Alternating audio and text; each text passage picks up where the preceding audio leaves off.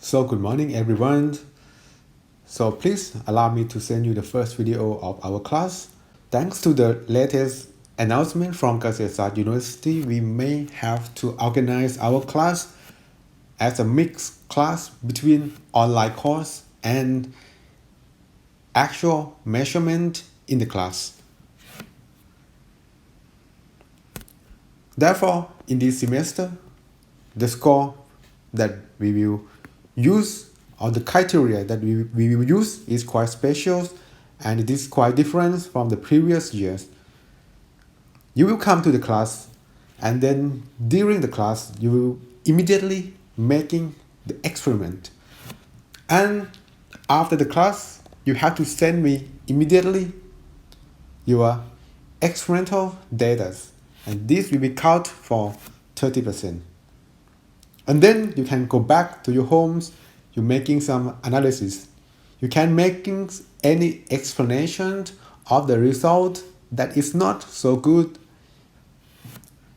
This will take 1 week and I will allocate 2 hours as I told you for question session during the analysis. So you send the report 1 week after. The last 10% is for your conduct during the class. Some rules about your report. You should not copy your report from your friends or from your senior. In general, one mistake costs you a quarter of a point, but we will not deduct it more than half a point for one type of errors. If your result is not very logic, is not so logical, it is obviously wrong, you may got deducted minus 1 point. If you don't have reasonable explanation, you may get deducted minus 2 points if you don't submit your graph if required. You may get deducted half a point if you don't submit a good conclusion.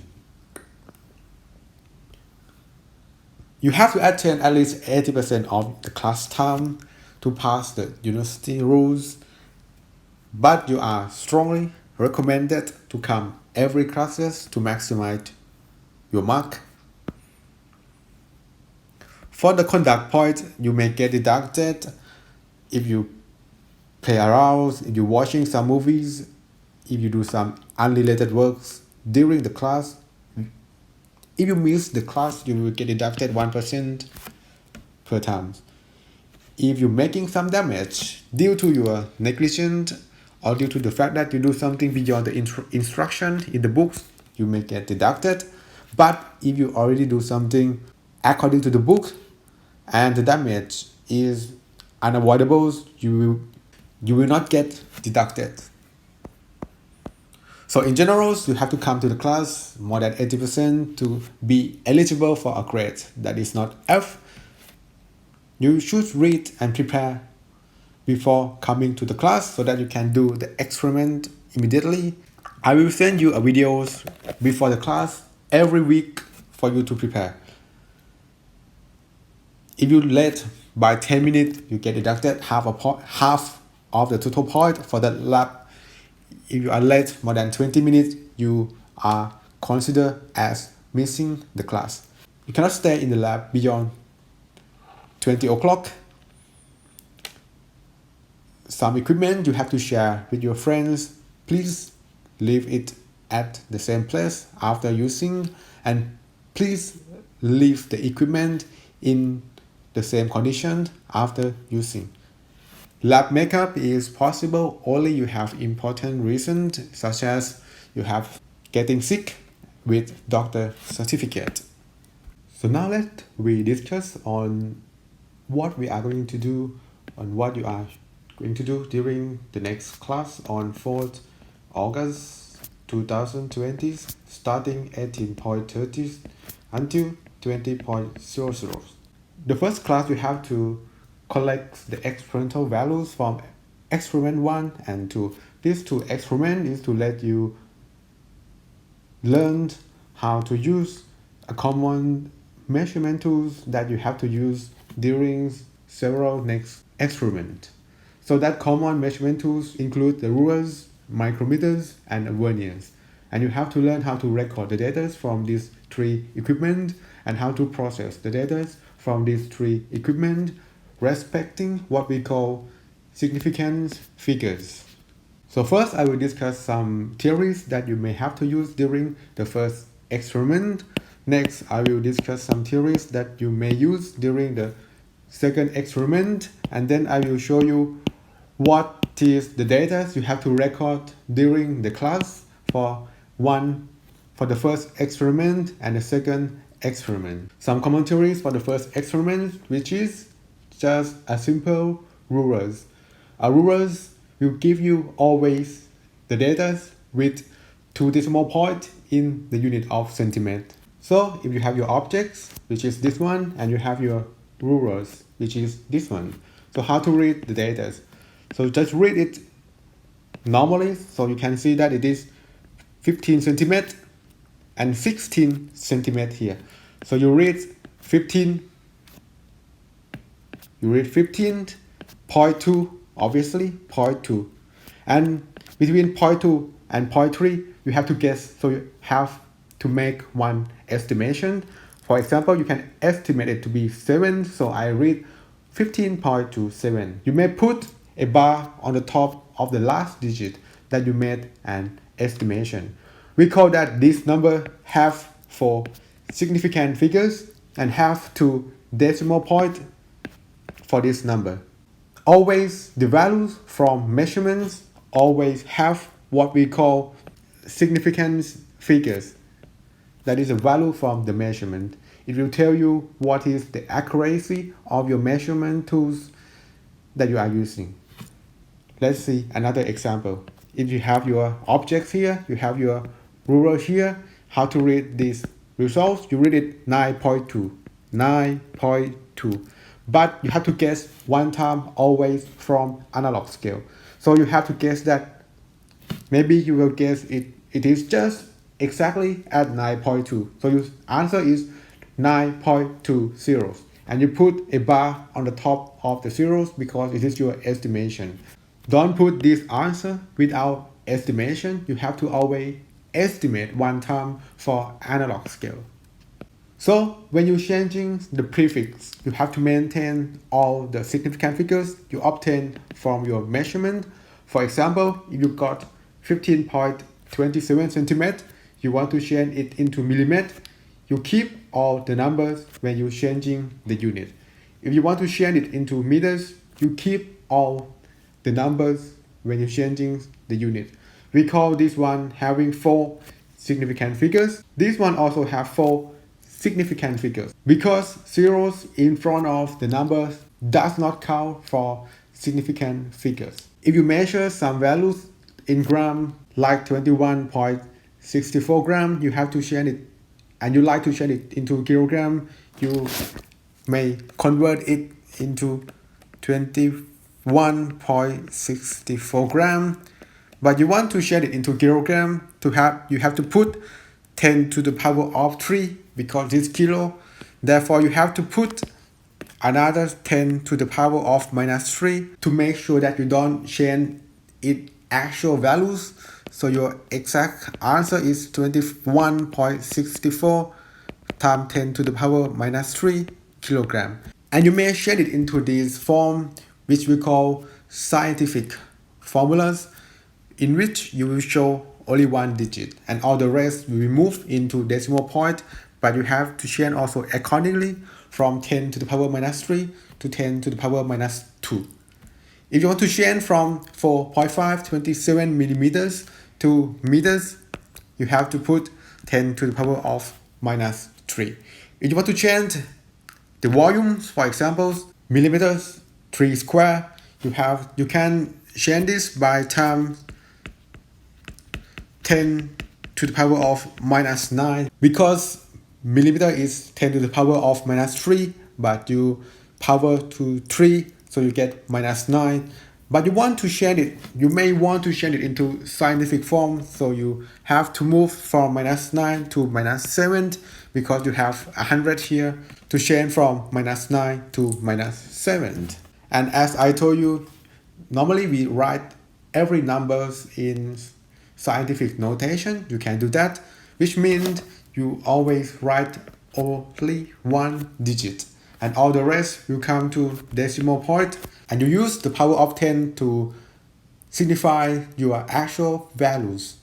For example, 2450, you write 2.450, 10 to the power of 3. You keep all the significant figures. Here you have for significance, here you have for significance. 0.00023, you can use 2.3 times 10 to the power of minus 4. Here you have two significance because zeros in front of the numbers does not count for significant figures. And here you have 2.3 times 10 to the power of 4. If you have three significance, 0.000230, you have to change it into these numbers. 2.30 times 10 to the power of 4.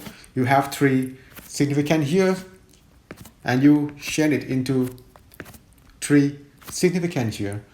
Zeros after the number, when you add it, that means you say there is significance. Like I told you, 0 at the beginnings of a number is not significant figures. We call this one 3 significance. We call this one 1 significance. But as I told you, 0 at the end of a number could be significant figures. And if you write it, that means it is significant. For example, you want to show one values of 1500, you can show it into three different ways according to the scientific notation, either 1.5 times 10 to the power of 3, 1.50 times 10 to the power of 3, or 1.500 times 10 to the power of 3. You have 2 significant here, 3 significant here, and 4 significant here. This one, when you write, you tell the audience what is the accuracy of your measurement tools. If you write 1.5 times 10 to the power of 3, you tell your audience that your measurement tools may look like this. This is your scale, and you see that the needles of your scale is pointing in the middle between 1 and 2. And you have to read 1 point something. You have to guess, you guess 5. So you read 1.5 times 10 to the power of 3. So you tell your audience that your measurement tools is not very accurate. You have to guess this digit. If you report 1.50 times 10 to the power of 3, you tell your audience that when you make the measurement, your scale look like this. It is more refined, you have more mark in your scale. Because if this one is your needles that you make the measurement, your needles pointing to 5 here.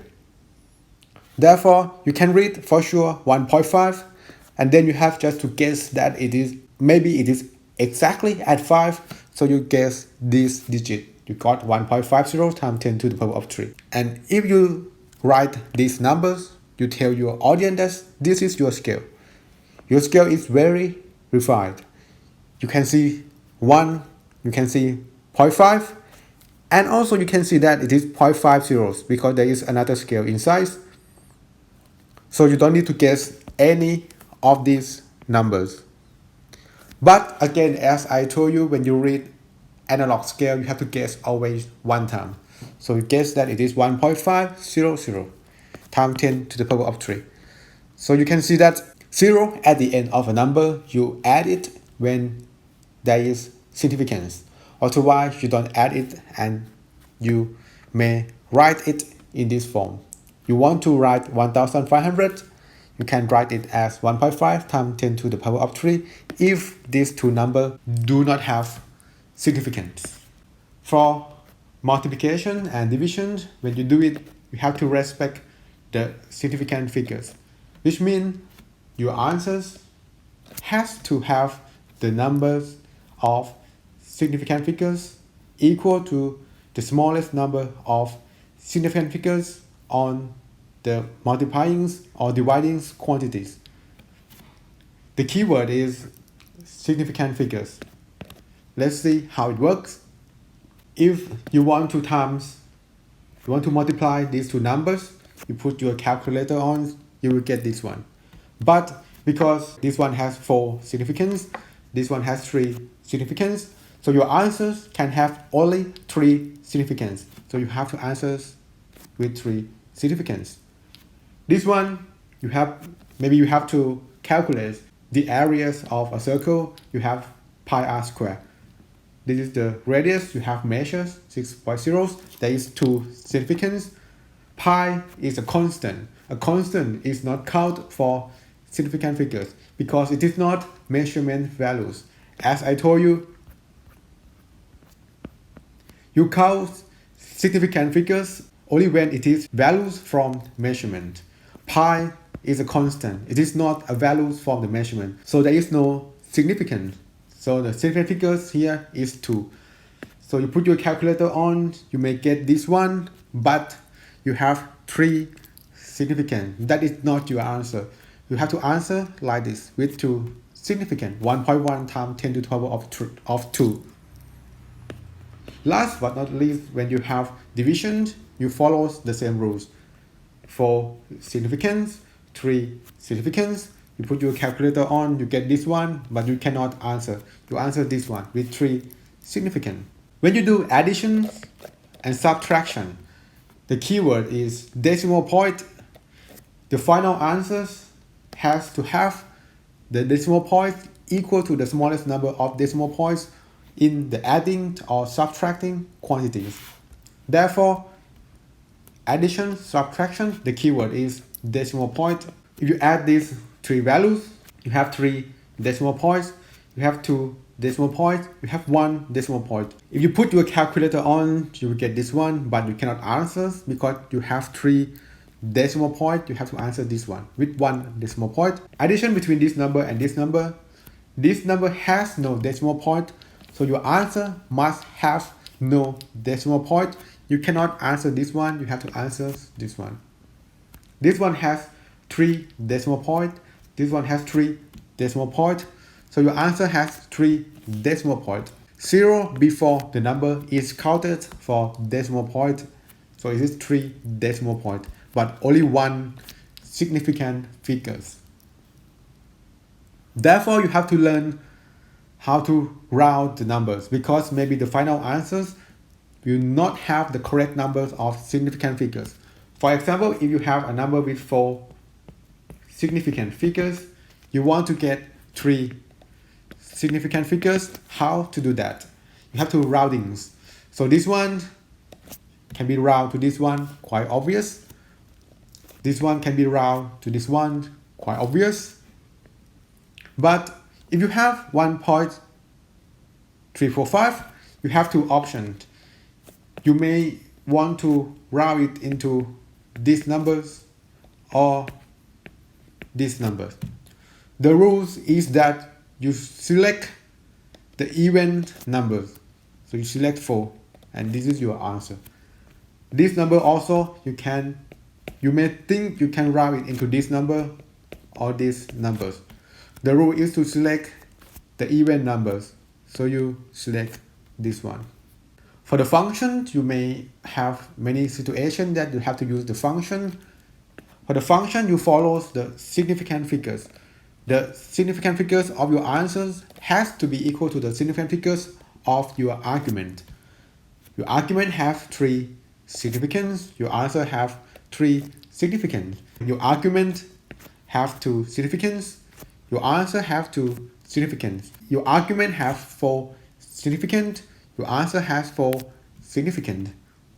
And last but not least, when you do your experiment, you have to be able to show some inaccuracy of your measurement, and we have 2 ways to show that inaccuracy. If you have a measurement data and you know the standard of that data, you have to compare your measurement results with the standard. We call that percentage errors.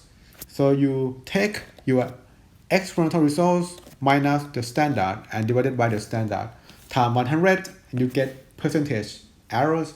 Percentage errors can be either plus or minus, can be plus or minus. If your experimental data is higher than the standard, it is plus. If your experimental data is lower than the standard, you get minus. The second way of showing the inaccuracy in your measurement is the percentage difference. For example, if you don't know the standard, but you know your data from two experimental methods, you may get your data from method 1 and method number 2. You can report what we call percentage difference. You use the difference between the two methods divided by the average between the two methods. Take an absolute times 100 and you will get what we call percentage difference, which will always have positive values because you have an absolute. Last but not least, you have to convert your unit. Sometimes the most assuring way is to multiply your number by a ratio equal to 1. For example, if you want to change euros into baht, you time your euros with the ratio equal to 1.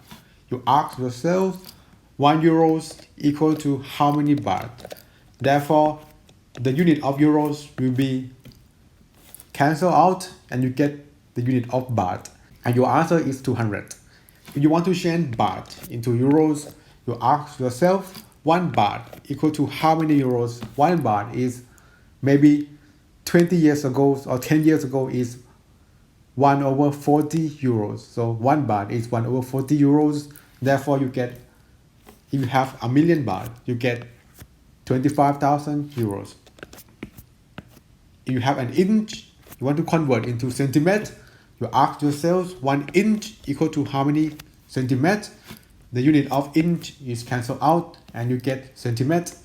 If you have mile per hour, you want to change it into meters per second. You have to do that twice. First, you ask yourself, on the top, 1 mile equal to how many meters? Unit of mile is cancelled out. In the bottom, you ask yourself, 1 hour equal to how many seconds? The unit of hours cancel out. You got second below. So next, let me discuss some theories you have to use during the experiment. Number 2, which is how to use the micrometers and a vernier.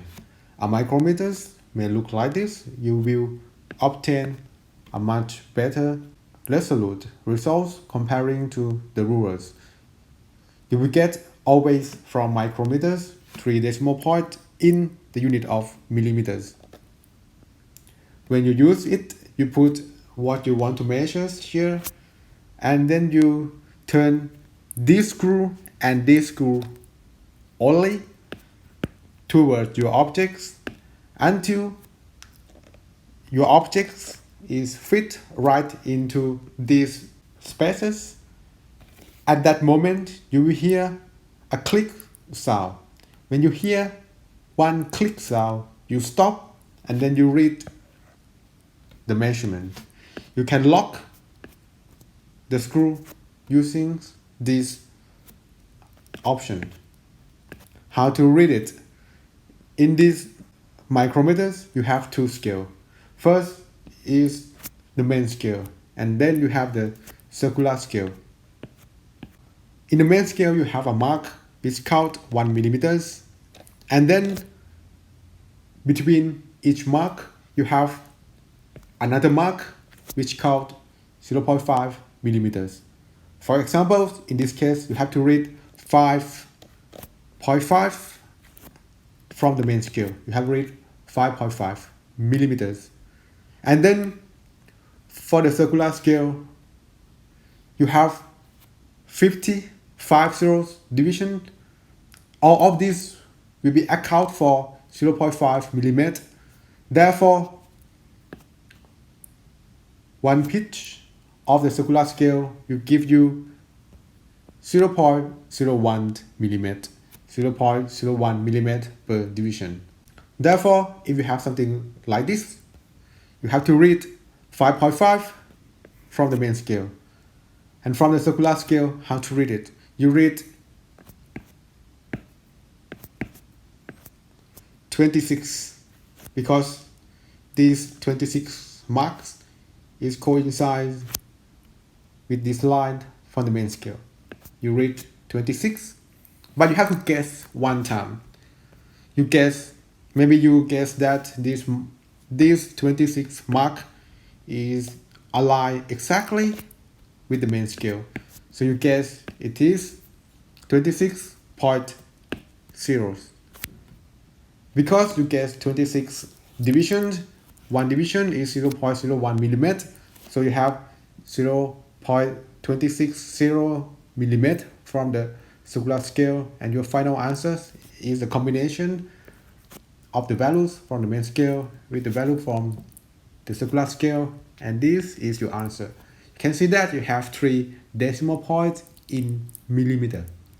I have 3 more examples for you.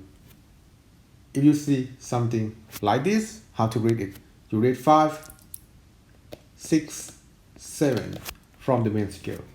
And from the circular scale, you have read 26, 27, and it is not yet 28. So you have to guess. I may guess 27.4. So I get 27.4 times 0.01.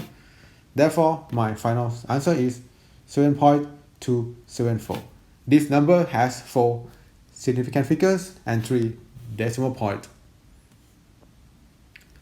Maybe this one, you may have 11, 12, and 12.5 from the main scale.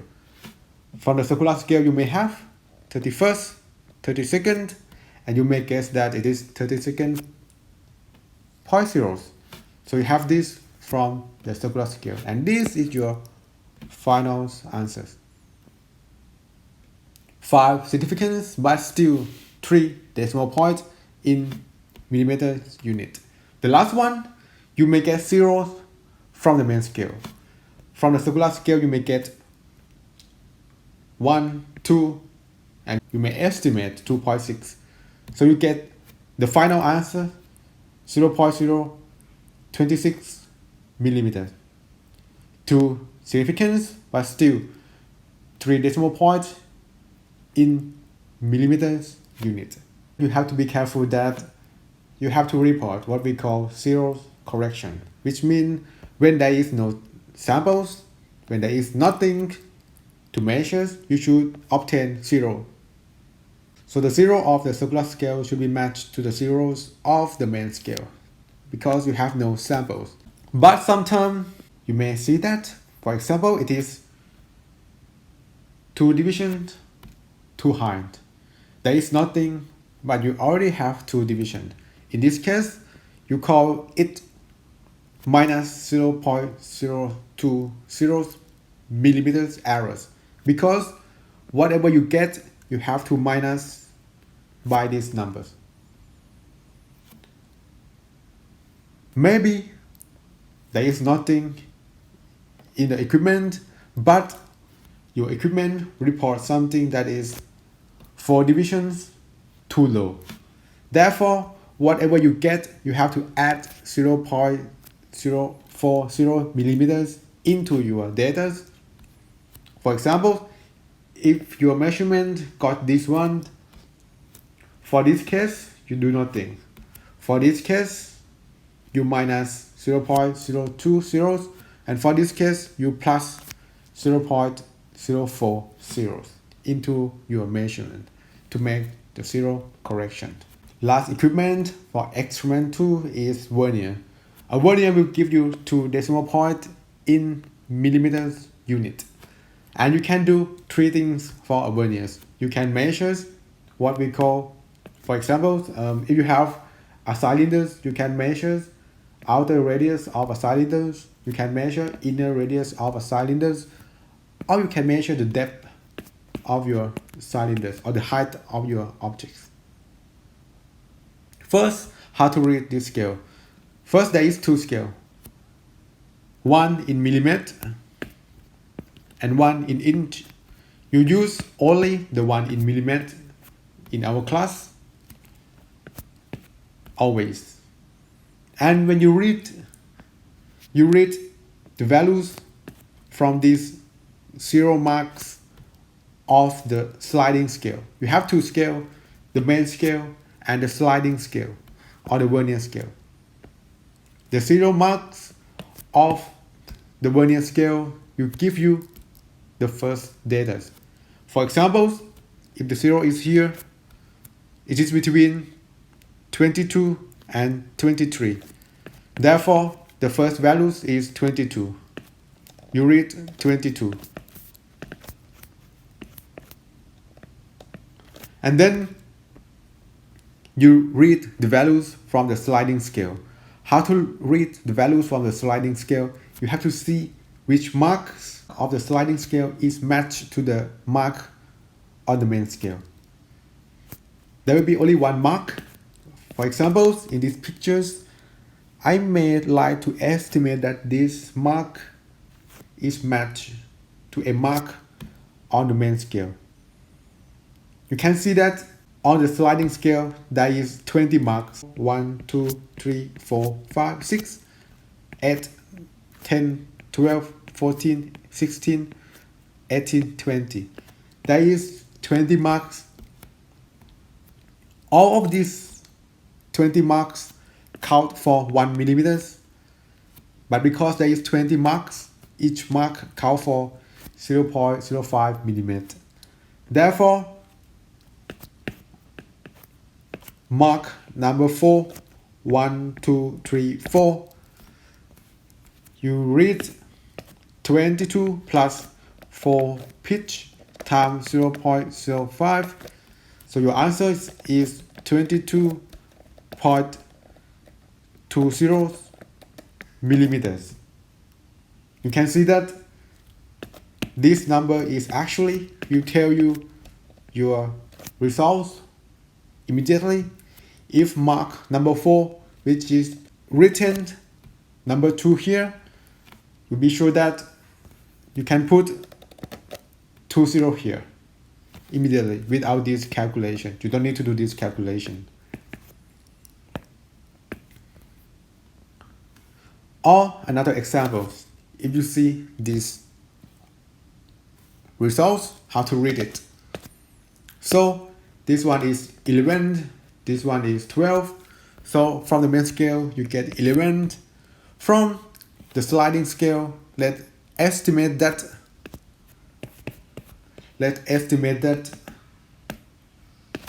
this mark is matched to the main scale. It is mark number 13. 1, 2, 3, 4, 6, 8, 10, 12, 13. So the answer is 11 plus 13 times 0.05, which is 11.65 millimeters. But you don't need to do this calculation. If this mark on the sliding scale is matched to the main scale, you can see exactly it is 65. So you can in fact answer 11.65 immediately. Also from the vernier. So in the first experiment, what you actually have to do during the class is to measure by a ruler some dimensions of a rectangular objects and a cylinders.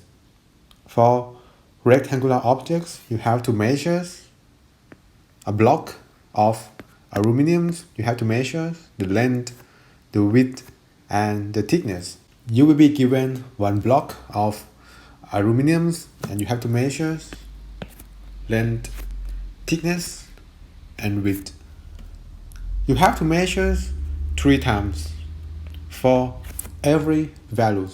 You may wonder, how can I measure 3 times and get maybe 3 different values? For every object, in fact, there is some imperfection during the fabrication. So, for example, you can measure the length here for one value, here for one value, and maybe on another side for another one values, and you will get 3 values of length. Then for the width, you do exactly the same things. You may measure here for one values, here for one values, and here for one values. For the thickness, you do exactly the same things you have, because you have to report 3 different values of thickness. So you may measure here, here, and here. You get 3 values of thickness. And after that, you can, at home, you can calculate the average values of each number at home. For the length, you also have to record in inch. For example, if you measure the length of this aluminum block, you may read for centimeter 4.2 centimeter, and you have to guess one time. I may guess 4.26 centimeter. For the inch, you use this scale. You may see that for 1 inch, you have 16 division. You have 16 divisions. Therefore, for this block, you have 11 division. 2, 4, 6, 8, 10, 11. So you read 1 inch plus 11 over 16, and you report it with 2 decimal points. You got 1.69 inch. So you have to record the length in inch also, and you will have an average here. The pink arrows indicate where you have to record your data in the class. All the rest, you can do it at home. How to do it at home? When you have the average values of length, width, and thickness, you can report the volumes, but you have to respect the significant figures when you make calculation. Another values you have to report is that from your measurement you may get, for examples, you may get the length to be 4.56, for example, and in inch you may get 1.87, for examples. From these 2 numbers, you can calculate your own ratio from the experiment of 1 inch per centimeter. So 4.56 over 1.87.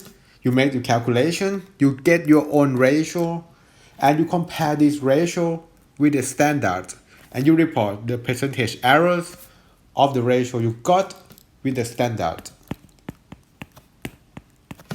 For the cylinders, you have to measure by rulers 3 values: the outer radius, the inner radius, and the length. Of course, you have to do it 3 times as before. For example, if you want to measure the outer radius 3 times, you can measure 1 time like this, 1 time like this, and another time like this. You get 3 values. You do exactly the same procedures with the inner radius and length, and you will get the average. First, you calculate the cross section, and you calculate the volumes after. For the experimental, this is data you have to record during the class. The blue part, you have to use a micrometer, and the pink part, you have to use a vernier. The green part, you have to use a wedger to wedge the mass of your objects, which will be given. The main ideas of this experiment is to let you use the equipment to measure something with more accuracy. The first part, you can select either you want to measure the diameters of your hair, or you can select the thickness of a paper. It is your choice. You can select. You have to measure 3 times and you use the average. If you select a papers, you measure 3 positions on the papers. If you select your hair, you measure 3 positions on your hair. Therefore, you have 3 numbers. But don't forget to record the zero correction values of your measurement. Then at home, you can calculate the average before taking into account the zero correction and the average after you taking into account the zero correction. For the cylinders, you use a vernier. So you can use the vernier to measure outer radius, inner radius, and the length or the height. Of course, you can do 3 times at 3 different positions, and then you use the average. And for an iron bolt, you use a micrometer to measure the diameters. For example, here you read from the main scale 5, 6, 7, 8, 9.5. So you get 9.5 from the main scale. You get 9.5. From the circular scale, you get 2 point something. I guess it's 2.6. So finally, I get 9.5, 26 millimeters. Then what we would like you to do, you have to calculate the density of this object. You have to calculate the density of the cylinders and the density of the iron spheres. This you can do at home if you already measure the mass of your objects in class. So during the class, you collect all the data that I put the correct mark, and then you can do all the calculations at home. The cylinders is aluminum, the sphere is iron. You can have the standard, this is the standard. In your lab books, you can calculate the volumes, therefore you know the density. Be careful that you do all the calculation with respect to the significant figures rules for multiplication and division, and with respect to decimal point for addition and subtraction. Then because you have the standard, you can report the percentage errors of the density you get from your experiment. So you have to submit all of these measurement results during the class, but you can submit your report with analysis 1 week after.